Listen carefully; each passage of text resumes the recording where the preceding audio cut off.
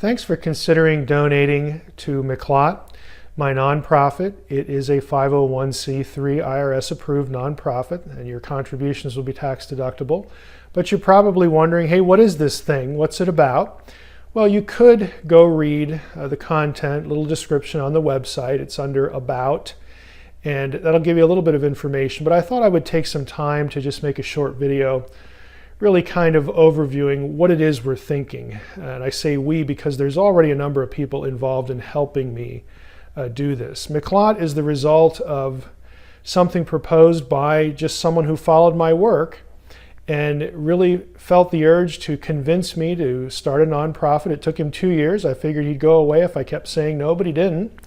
And so here we are, several years later now, and we have this thing up and running, but it's really in its infancy. What MIQLAT is really, as far as a nonprofit, is a place for you to really get certain things and be challenged to think in certain ways. I think fundamentally it's probably easiest to describe it this way. What I want to do with the nonprofit is, first of all, produce good, solid content for people who want it.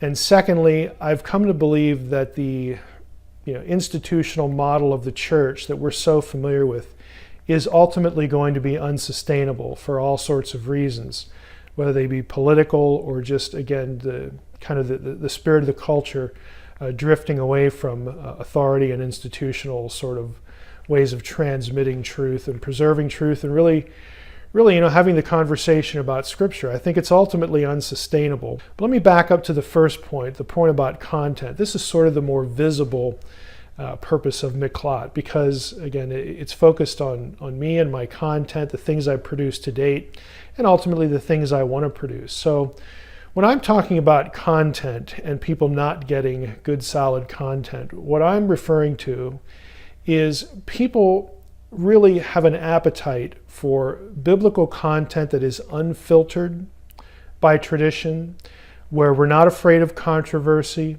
where we're not afraid of asking certain questions and proposing certain answers.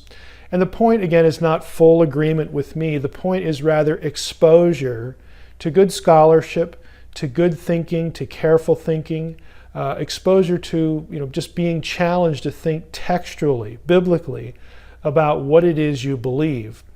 And so we don't get that a lot in church, to be honest, and even good churches are really about perpetuating a certain tradition, and they sort of reduce the content of biblical theology to a creed or to, again, some way of transmitting core ideas. And the core ideas are important, but there's so much more to Scripture than, again, just a short grocery list of ideas. And thinking people know this. I mean, I've traveled a lot talking about unseen realm. I get comments on the blog. I meet people through either online engagement or personal engagement, whether it's video, podcast, interviews, whatever. There's just a lot of it.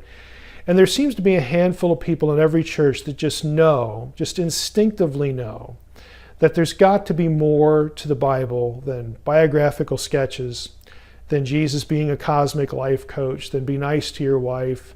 Again, just these basic things that we get into church, or we get in church.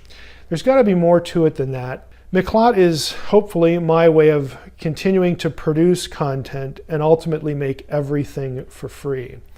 The podcast right now is free, blogs are free. Ultimately, I'd like everything I write to be free. I'd like it produced in video form. I'd like to put everything I do on a thumb drive so that it can be handed around and distributed. Again, because I think ultimately the second part of MIQLAT is that our current model of doing church education, biblical education is ultimately going to be threatened and unsustainable. And we're going to be dependent on clever, creative ways to transmit content that's useful to people assembling on their own, that's useful, again, to train leadership, and just, be able to give people a good biblical education. So on the surface, MIQLAT is really about the content, but then there's this second purpose about the unsustainability of the current model, the institutional model of doing church. So MIQLAT also exists secondarily to encourage people to experiment with, what they're doing for church, whether that's a house church or a network of house churches or something like that. not to necessarily replace church, because we're not living in the day and age where we have to do that. Although some people will want to do that, or some people really won't have any other recourse. Again, I've met a lot of those people too. But at least to come alongside of what's happening in church, so that, if the current model does in fact become unsustainable, we are not confronted with something to think about right then. Oh, what do we do now? Well, we'll just sort of know what to do because we've been doing it for years. We've been experimenting like this. We've been thinking about new templates and new models. So we want to encourage people to do that. And those who are out there doing it, I hope that MIQLAT is a place where those people let us know what they're doing, so that we can, in turn, help them connect with people who are actually living in their area, their neighborhood, who are looking for something like this. We can connect people together. If you really think about it, what is going on in church? Church is sort of a series of weekly meetings held by professional clergy. It turns a lot of people into spectators. And if you think about the resources that it takes to run a certain church, really any given church, 70–80% of the money they bring in goes for overhead, for buildings and salaries and whatnot. Why don't we rethink that? Why couldn't we have a situation where we use our homes, we pool our resources, we save that money. If anybody in our group has a problem, then we can solve their problem. The all things in common model in the book of Acts. It's just things like this. We want to encourage people to be thinking about how they might do church if it wasn't a time or a place. Ultimately, what we're doing right now is unsustainable.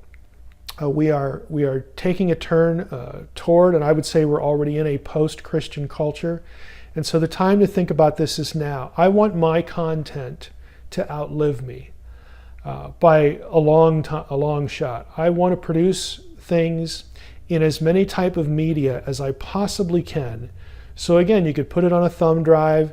It can live somewhere on a server. It can live in hard copy. It can be in multiple forms. It's free.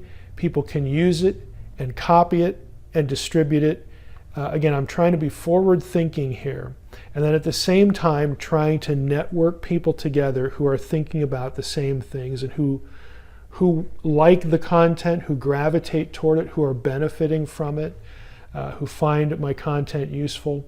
And really the only way we're going to be able to do that is with your help. So we are asking, again, donations are tax deductible. We hope that you will donate on a monthly basis, $5 a month, and then just forget about it. If enough people do that, I have people just waiting in the wings to produce my content in different forms, and also to contribute to the content. People I trust who have a very solid grounding, and again, in what I do, what I would call the divine counsel worldview. They get it. They're good researchers. They're good scholars. We can multiply this if we have enough time, and really time is money. And so we want this thing to grow so that I can pay people to spend their time doing this, and I can use more of my time trying to accomplish these goals. So I hope that you'll support MIQLAT on a monthly basis, and I also hope that you'll subscribe to the newsletter, because that is where we will be posting updates about what's going on, projects that we have ongoing, things we're thinking about doing and whatnot. So thank you for your time, and again, I hope that you will support the ministry of MIQLAT.